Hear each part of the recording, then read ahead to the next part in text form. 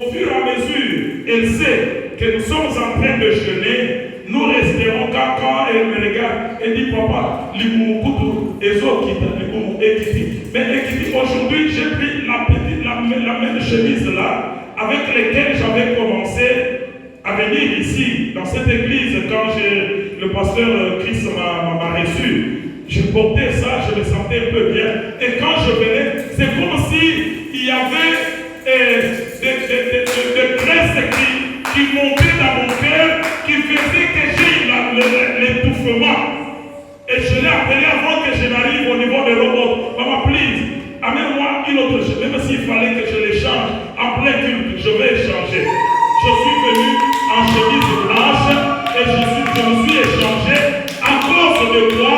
À cause de l'étouffement. Vous savez, quand l'état d'âme prospère, la santé va vous étouffer. Les habits vont vous étouffer. La santé commence d'abord par là. Bien-aimé dans le Seigneur, c'est ça le premier signe. Moi, je me dis toujours dit que les complots du diable, des fois qui arrivent pour toucher ma foi, je dis, diable, je te connais déjà. Je te connais. Je suis en train de rire. Je dis, je te connais. Tu fais ça pour toucher à l'état d'âme, pour toucher à mon âme. Et j'entre dans la prière du matin et je vais manger le soir. Je reste comme ça. Je prends par hasard de l'eau. On reste comme ça et je m'attaque à qui? Je m'attaque au diable. Pourquoi?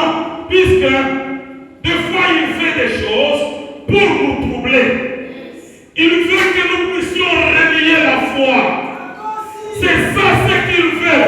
La première des choses de l'attaque du diable, c'est pour que tu puisses renier que Jésus-Christ ne peut pas faire.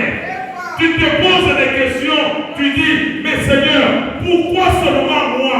Pourquoi ça m'est arrivé? Et j'ai dit à la sœur, plus tu te poses des questions, plus le diable va profiter.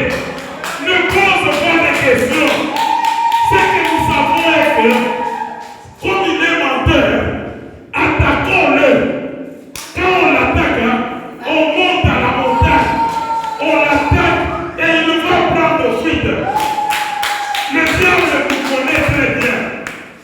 Il connaît qui nous sommes en Jésus-Christ.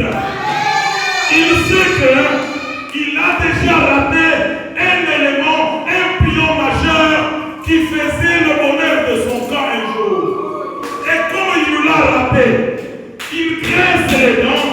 Quand je prends le micro de voix, je l'attaque, j'annonce le mystère caché du royaume. Il se dit non. La famille nous l'a dit non. Cet homme-là, nous devons le tirer. Nous devons l'amener vers nous. Il faut qu'il revienne afin que nous puissions nous asseoir avec lui et que nous puissions lui poser des questions. Comment cette souffrance-là est arrivée? Ils attendront très longtemps et on n'ira jamais nous associer dans leur réunion. Ce sont des esprits impurs. Ils nous entendent, ils écoutent pendant que nous prêchons ici. Dans leur camp, ils savent qu'un petit monsieur est en train de nous défier. Nous les défions, puisque nous savons que nous avons d'abord la prospérité de l'âme qui va engendrer toutes choses. Bien-aimé dans le Seigneur, qu'est-ce qui va faire que ton âme